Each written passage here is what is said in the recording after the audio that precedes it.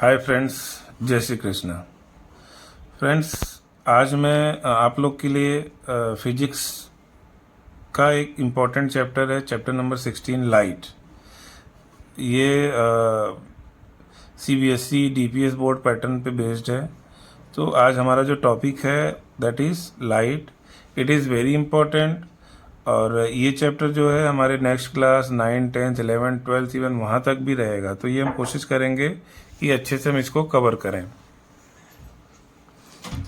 So friends, let us start the chapter light. It is 16th chapter and pertaining to class 8 right now. Let us start the chapter without wasting much time. We have already learned a few things about light in class 6, 7. Let us try to recall them. We know that light is a form of energy that makes the thing around us visible. So light is a form of energy that makes the thing around us visible. वो कैसे करता है? जिस चीज़ पे light पड़ता है, light उससे जो रिफ्लेक्शन आता है उसी वजह से हमको वो चीज़ें दिखाई देती हैं। So light itself is not visible but the things around us is visible. We can not see anything in dark room because of the absence of light. हमको ये सब एक्सपीरियंस होगा ही कि हम अंधेरे में कुछ नहीं देख सकते हैं। क्यों? क्योंकि वहाँ पे लाइट नहीं है। जहाँ पे भी लाइट होगी, लाइट उस ऑब्जेक्ट पे पड़ेगी और रिफ्लेक्शन होकर हमारे आइज पे आएगा, तो हमको उसका जो व्यू होता है वो इमेज हमको दिखाई देता है। As soon as we switch on the electric bulb, light a candle और open the windows during the daytime, light enters the dark room and make the different thing present in the room visible to us. Even though light makes the thing around us visible, we cannot see them if we close our eyes. Therefore, we can say that light makes things visible and our eyes enable us to see them.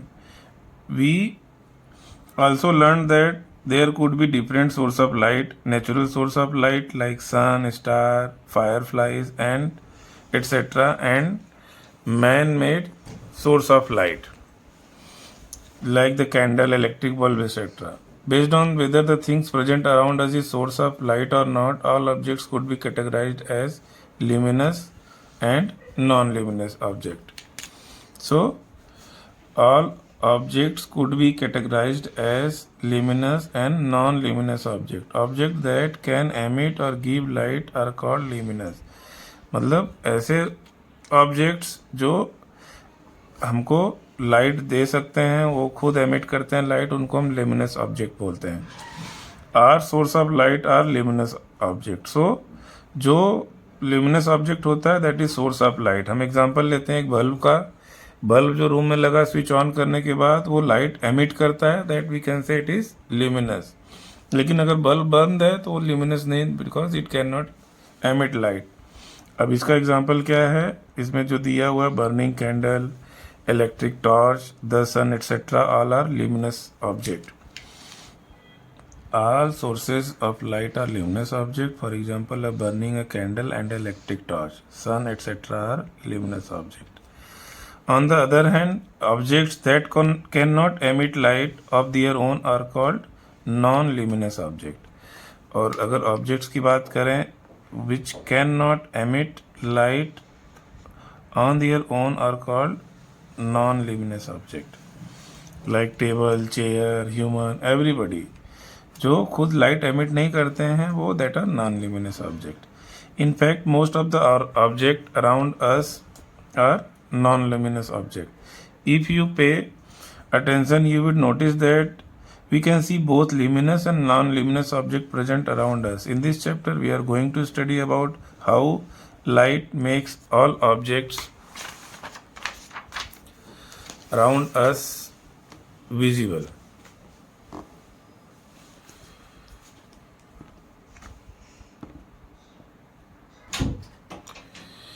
Around us visible. How it could be used to create images and how the human eye works.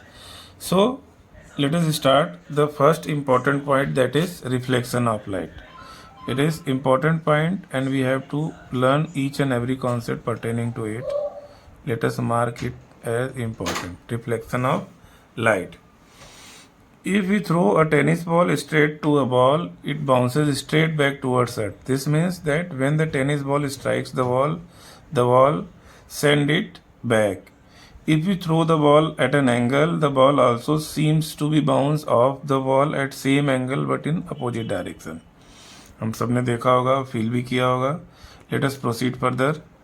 ये figure में दिखा रहा है कि सीधा मार रहे हैं तो ये वापस सीधा आ रहा है, और अगर किसी एंगल से हम दीवार पे मार रहे हैं तो सेम एंगल से वो वापस जा रहा है. किसी एंगल से मारा तो सेम एंगल से अपोजिट डायरेक्शन वो वापस जा रहा है, बाउंसिंग बैक हो रहा है. Similarly when light falls on surface of an object send the light back. Same way में जो लाइट किसी भी सरफेस पे फॉल होता है तो जो सरफेस है, ऑब्जेक्ट है, वो लाइट को वापस भेजता है. The process of sending back the light rays which fall on the surface of an object is called reflection of light. Let us highlight it and jot it down in your notes. वो सभी lights जो process of sending back the light rays which fall on the surface of an object is called reflection of light. We can see objects when light reaches to our eyes. We are able to see luminous objects because they emit their own light which enters our eyes. We are able to see non-luminous things present around us because non-luminous objects are reflecting the light emitted by luminous object to our eyes. इसका मतलब है जो non luminous objects होते हैं हम उनको कैसे देख सकते हैं? उनको हम ऐसे देखते हैं जब ल्यूमिनस लाइट है वो उसके ऊपर पड़ेगा और वो उस लाइट को रिफ्लेक्ट करेगा जो कि हमारे आइज तक आएंगे. तो जो light reflected by the object we can see that objects by our eyes.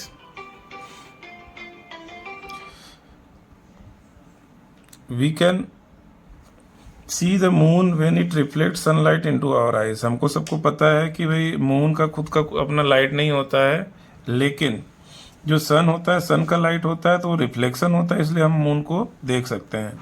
अभी अगला फिगर है reflection of light. It is very important. हम लोग क्या करेंगे, जो डिफिनीशन है लिखेंगे the process of sending back the light rays which fall on the surface of an object is called reflection of light. अब रिफ्लेक्शन ऑफ लाइट लिखने के बाद फिर हम ये फिगर बनाएंगे. अब ये एक मिरर है. मिरर मीन्स एक साइड से वो पेंट होता है. ग्लास क्या होता है, उसके आर पार लाइट जा सकती है, लेकिन मिरर के आर पार लाइट नहीं जाती बल्कि ये रिफ्लेक्ट करता है. तो ये एक लाइट जो आ रही है that is called incident raise.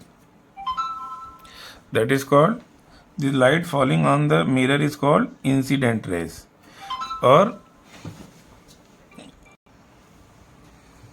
so incident rays जो ऑब्जेक्ट पे लाइट आ रही है ओ पे, जो मिरर के ओ साइड पे वो गिरा, फिर ये रिफ्लेक्टेड रेज होता है जो हमारी आइज पे आएगा.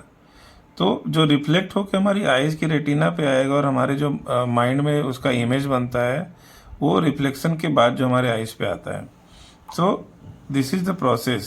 Incidental rays comes, reflected rays comes to our eyes and the angle, this is called normal. तो ये एक फिगर हमको ध्यान रखना है अपने माइंड में और एग्जाम में प्रोड्यूस भी करना है. व्हाट इज रिफ्लेक्शन, ये डिफिनीशन देके फिर हमको ये फिगर देना है. Incident raise, reflected raise and normal. Late us proceed further. Now the amount of light that is reflected depend on the material of surface on which the light falls. It is obvious कैसा surface है उसके ऊपर depend कर. जैसे glass पे तो पूरा का पूरा रिफ्लेक्शन होता है और बहुत तेज चमकने लगता है. किसी और मटेरियल पे, डार्क मटेरियल है तो उस पर रिफ्लेक्शन बहुत कम होगा. सो कितना रिफ्लेक्शन होगा that depends on that material और object on which the light is falling. Also, the type of reflection depends upon the nature of surface on which the light falls. We would study about them in detail, but before that, let us first understand a few important terms related to reflection. Terms related to reflection. ये figure जो हमको इसके बारे में बता रहा है, जो हमने अभी फिगर देखा था पहले उसके बारे में बता रहा है. तो एक इंसिडेंट रेज होती है, उसके बाद जो इस सरफेस है जिसके ऊपर वो गिरता है, पॉइंट ऑफ इंसिडेंस, जहाँ पे वो ओरिजिन जिसको बोल सकते हैं, यहाँ से वो सेम एंगल से रिफ्लेक्ट होती है. अगर हम इसको बीचों बीच अगर खींचते हैं तो angle I is equal to angle R. ठीक है, ये एन ओ ओ एन अगर सीधा खींचते हैं इसे 90 डिग्री पे तो angle I is equal to angle R. हमेशा ये रिफ्लेक्शन रहेगा, ये रूल हमेशा इसके ऊपर लागू होगा। जिस एंगल से वो ऑब्जेक्ट पे पड़ रही है सेम एंगल से वो अपोजिट साइड में निकल जाएगी। जो रेज होती हैं हम लोग उसके बारे में देख लेते हैं। सबसे पहला क्या है, incident ray. The ray of light striking the surface of an object is called incident ray. In the above figure, IO falling on the surface M dash is the incident rays। हम लोग पढ़ चुके हैं, अच्छे से समझ चुके हैं। दूसरा क्या है, point of incidence, that is clear. O है जहाँ पे लाइट जो इंसिडेंट रे है जो फॉल हो रही है उस पॉइंट को हम क्या बोलेंगे, point of incidence. The point on surface at which the incident रे strike is called point of incidence. In the above figure, the point O on the surface M dash is the point of incidence. Second one is reflected rays. The ray of light which is sent back after incident ray strikes the surface is called reflected ray. In the above figure, ray OR is reflected ray. और third है normal. Normal क्या है, जो हमारा ON था, ON ये क्या है, नॉर्मल है। नॉर्मल में क्या आता है, एन इमेजिनरी परपेंडिकुलर लाइन, मैंने बोला था 90 डिग्री पे लाइन खींचेंगे, drawn to the reflected surface at the point of incidence is called normal. इसका नाम ही जो दिया हुआ है वो नॉर्मल नाम ही दिया हुआ है, तो हमको उसका नाम भी ध्यान रखना है। ये नॉर्मल है, ये इंसिडेंट रे है, ये रिफ्लेक्टेड रे है और ये पॉइंट ऑफ इंसिडेंस है। We will keep in mind and will produce as it is if it is asked in the exam, और if you can say that it will ask in exam. It is very important and basic principle of light. Let us proceed further. Angle of incidence. The angle made between the incident ray and normal is called angle of incidence. ION is the angle of incidence. It is denoted by angle I. अब बोल रहा है normal और incident ray के बीच का जो angle बनेगा ये एंगल ION, एंगल ION यानी आई जो इससे डिनोट किया गया है, that is angle of incidence. We will highlight it because it is something new we have come across. ये हमारा इंपॉर्टेंट है, अपने को नोट में इसको प्रोड्यूस करना है।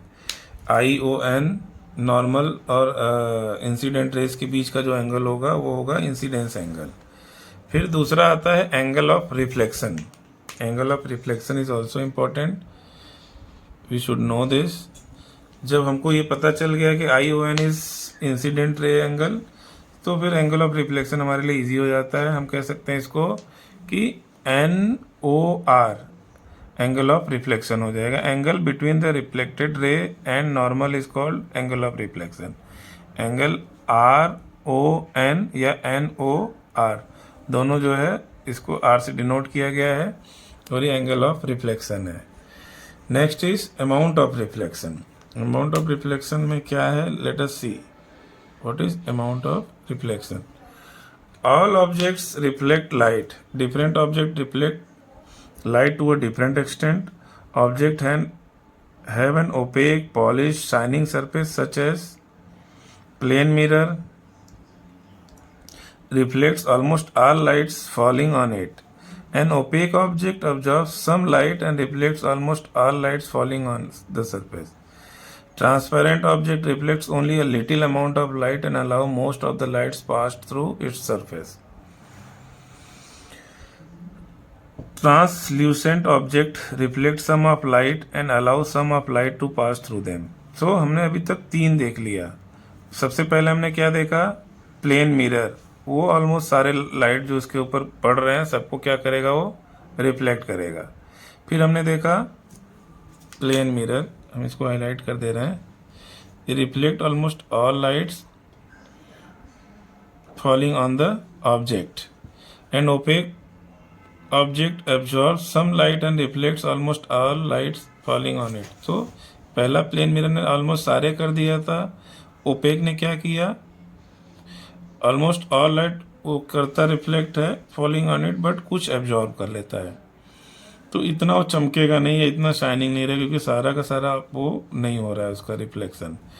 फिर ट्रांसपेरेंट ऑब्जेक्ट होगा। ट्रांसपेरेंट ऑब्जेक्ट क्या होगा? Only a little amount of light वो रिफ्लेक्ट होता है and allow most of the light to pass through the surface. फिर एक आता है ट्रांसल्यूसेंट ऑब्जेक्ट। ट्रांसल्यूसेंट ऑब्जेक्ट क्या होता है? Reflect some of the light and allow some of the light to pass through them. ये कुछ लाइट को वापस कर देगा, कुछ लाइट को अलाउ करेगा पास फ्रॉम द सरफेस। अभी तीनों का फिगर बना हुआ है। सबसे पहले क्या है?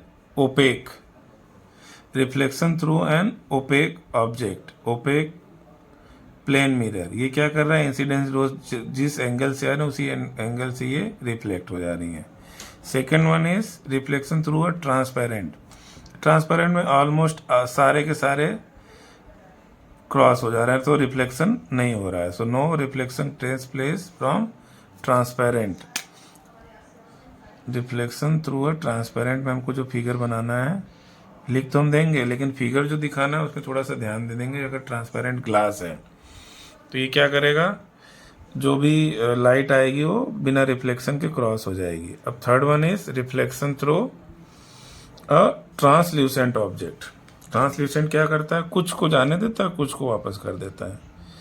तो इस फिगर से भी हमको पता चल रहा है कि कुछ लाइट जो है सीधे निकल जा रही हैं और कुछ लाइट जो है वो रिफ्लेक्ट हो जा रही हैं। तो हमको पूरा उस पार, जैसे इस ऑब्जेक्ट की इस पार पूरा क्लियर नहीं दिखेगा, हमको धुंधला ओपेक दिखेगा, धुंधला धुंधला सा दिखेगा, क्योंकि सारी लाइट रिफ्लेक्ट नहीं हो रही है। तो ये ग्लास कहाँ लगाए जाते हैं? जहाँ पे अगर पीछे इस साइड का कुछ ज़्यादा नहीं दिखना है और हमको मतलब थोड़ा लाइट भी चाहिए, तो ये ग्लास जो ट्रांसल्यूसेंट ग्लास है आजकल वो बहुत ज़्यादा यूज में, फैशन में आ गया है। Let us proceed further with the next heading, that is laws of reflection. अब इन्होंने जो भी लॉज दिए हैं रिफ्लेक्शन के, वो हम देखते हैं क्या है।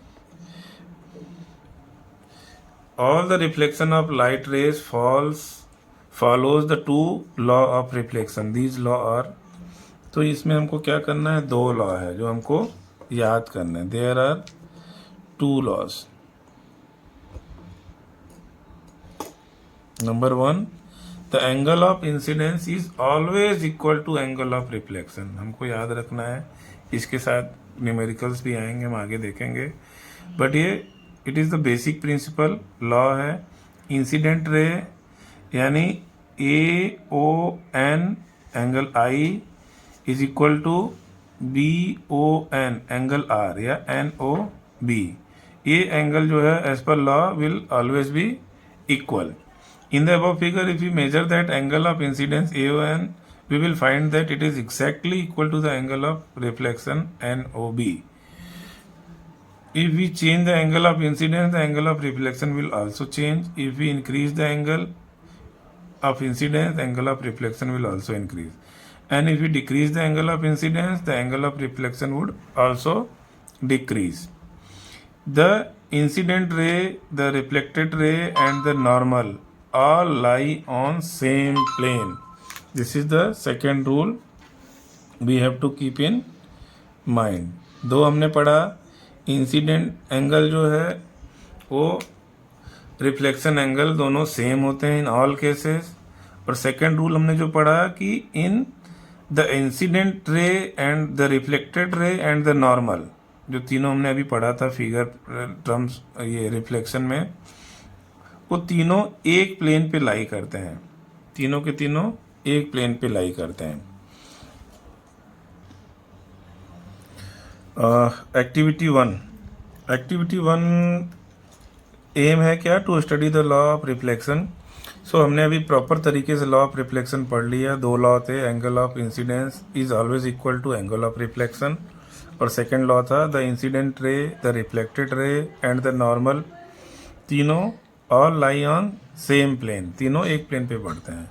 इसका जो वो है, आप लोग खाली जस्ट एक रीडिंग लगाएंगे एक्टिविटी का, तो the will able to find out the process very easily just because you know the concept properly. Let us proceed further because we have to conclude this chapter in कम से कम time में, so that you can get it properly. Late us proceed further. Types of reflection. Type of reflection क्या बोलता है, हम अब इसकी बात करते हैं कैसे कैसे होता है, कितने टाइप के. Based on the nature of surface on which the light falls, reflection are of 2 types. ये हम 2 टाइप्स इसके बारे में भी समझ लेते हैं. Regular reflection and second one is diffuse और irregular reflection. Regular reflection and diffuse और इरेगुलर रिफ्लेक्शन. अब रेगुलर रिफ्लेक्शन की बात करते हैं. The surface of few objects like mirror and other highly polish surface is very smooth. Therefore if a beam of light falls in it, the entire beam is reflected in only one direction. This is called regular reflection. It enables us to see our reflection as an image. So अब इसमें क्या होता है regular reflection में कि अगर जो object जैसे कि मिरर हो गया या हाईली पॉलिश सरफेस होगा, जिसपे मतलब जो सरफेस है बहुत प्लेन हो, बहुत स्मूथ हो, ज़्यादा उसमें वो ना हो खुरदुरा या फिर मुड़ा हुआ, ऐसा ना हो. अगर स्मूथ सरफेस मिलेगा तो जो बीम ऑफ लाइट फॉल हो रही है इसके ऊपर, entire beam reflected in only one direction. तो पूरा का पूरा जो लाइट का बीम होगा एक ही डायरेक्शन में वो एक साथ जाएगा. और मान लो हमारी आईज पे आता है तो हम पूरा जो ऑब्जेक्ट है हमको एक साथ पूरा दिखेगा, एक इमेज जैसा दिखेगा. हम इसको हाईलाइट कर लेते हैं. पूरा का पूरा ये हमको पूरा का पूरा इसको कंसीडर करना है. रेगुलर रिफ्लेक्शन में हमने पढ़ लिया है कि इफ कोई भी स्मूथ अगर ऑब्जेक्ट सरफेस है या पॉलिश्ड स्मूथ सरफेस है तो उसके ऊपर जो लाइट गिरेगा, बीम ऑफ लाइट होगा, वो entire beam reflected in one direction only. This is called regular reflection. It enables us to see reflection as an image. अब इसमें फिगर में हम देख रहे हैं कि जो इंसिडेंट रे है पूरा का पूरा आया और एक साथ सारे के सारे रिफ्लेक्ट हुए और हमको as a image, one image वो हमको दिखेगा. So let us highlight the definition. When a parallel beam of light is reflected by a very smooth surface to produce a parallel beam of reflected rays, it is called regular reflection. It is called regular reflection. When a parallel beam of light is reflected by a very smooth surface to produce parallel beam of reflected, it is called regular reflection. और इसमें जो हमको image दिखेगी as one image, पूरा का पूरा image दिखेगा. When reflection takes place over a very smooth surface, all incident rays strike and reflecting surface at the same angle. Therefore, they are also reflected at same angle. Since angle of incident for all the incident rays is same and angle of reflection of all reflected rays are also same, a beam of parallel light falling on a smooth surface is reflected as a beam of parallel light on in one direction. मतलब सीधी सी बात कर रहा है कि अगर कोई smooth surface से reflection हो रहा है, एक साइड से लाइट आई पूरे ऑब्जेक्ट से, पूरे के पूरे इमेज से, और वो प्लेन मिरर से सीधा का सीधा वापस होगा तो एक पैरेलल बीम बनेगा और हमको पूरा इमेज एक साथ दिखाई देगा. The surface on which the light false reflects almost all lights falling on it in the form of regular reflection. The reflecting surface is also able to create an image of whatever is present in the direction of source of light. This is reason why we can see our own reflection over still water. इसीलिए हम अपना जो रुका हुआ पानी है उसके अंदर हम अपना रिफ्लेक्शन देख सकते हैं. क्यों? एज ए इमेज, सारी की सारी एक पैरेलली वापस आती है हमारे आईज में, तो जो इमेज जहाँ से ऑब्जेक्ट गया वो हमको प्रॉपर दिखाई देगा. This is the figure. जैसे बोट खड़ा है तो बोट का मिरर इमेज बन रहा है. इवन चम्मच है जो रेगुलर रिफ्लेक्शन कर रहा है, पूरा पूरा एक डायरेक्शन में हमको एक ऑब्जेक्ट की तरह दिखाई दे रहा है. सो हम लोग प्रॉपर तरीके से लिख लेंगे और रेगुलर रिफ्लेक्शन का एक फिगर भी बना लेंगे.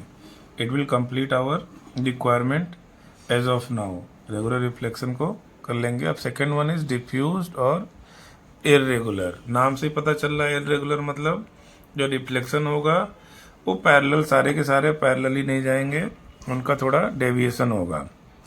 Late us study. The surface of most object around us are not very smooth. You would have noticed that we can see our reflection on a sheet of paper or any other rough. तो नहीं, we cannot see reflection. This is because the dull rough surface of sheet of paper produces a diffused reflection of light. Real में जैसे जो हमारे पास surface page होता है, अगर उसको माइक्रोस्कोप से देखेंगे तो उसका सरफेस हमको ऐसे ही दिखेगा. जो टेबल हो गया, पेपर हो गया, कोई भी ऑब्जेक्ट जो हमारे आमने सामने है जिसको हम डेली यूज़ में लेते हैं, until unless it is polished. So वो डिफ्यूज मतलब उसका जो सरफेस होगा वो डिफ्यूज होगा, इरेगुलर होगा, और जब उससे रिफ्लेक्शन आएगा तो वो भी इरेगुलर, जिस एंगल से पड़ रहा है डिपेंड करता है कौन सा एंगल है. जिसमें देख रहे हैं जैसे ये आया तो ये सीधा वापस आया, ये आया तो इसमें क्या है, जब ऊंचाई पड़ा तो डायरेक्ट एंगल बना के वापस चला गया. सो ये क्या कर रहा है, डिस्पर्सन हो रहा है, प्रॉपर तरीके से रिफ्लेक्शन नहीं हो रहा है. तो इसको हम क्या बोलेंगे, डिफ्यूज्ड और irregular reflection. When the parallel raise in beam of light fall on a uneven surface they got reflected in different direction. This is called diffused और इरेगुलर रिफ्लेक्शन. इरेगुलर रिफ्लेक्शन हमको इसका इमेज ही बना लेना है. तो जो normal surface है, जो जिसके ऊपर पॉलिश नहीं होता है, डल जैसे होते हैं, उनका जो सरफेस होगा वो मतलब डिफ्यूज्ड होगा, अनइवन होगा, और जो रिफ्लेक्शन लाइट होगा उसके ऊपर से वो भी डिफ्यूज टाइप का होगा. और ऐसे रिफ्लेक्शन को हम क्या बोलेंगे, इरेगुलर और डिफ्यूज्ड रिफ्लेक्शन.